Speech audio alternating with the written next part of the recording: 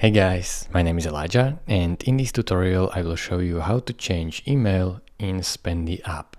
So first thing you will have to do is open the app, and once the app is opened you can close this and close this.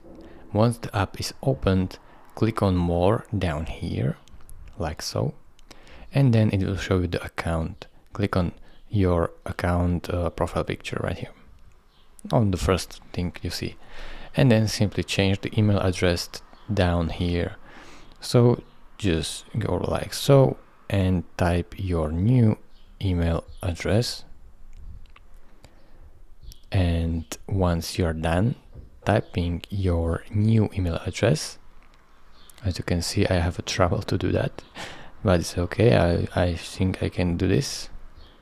Yeah, so replace the email address and it's done. Boom. Thank you for watching.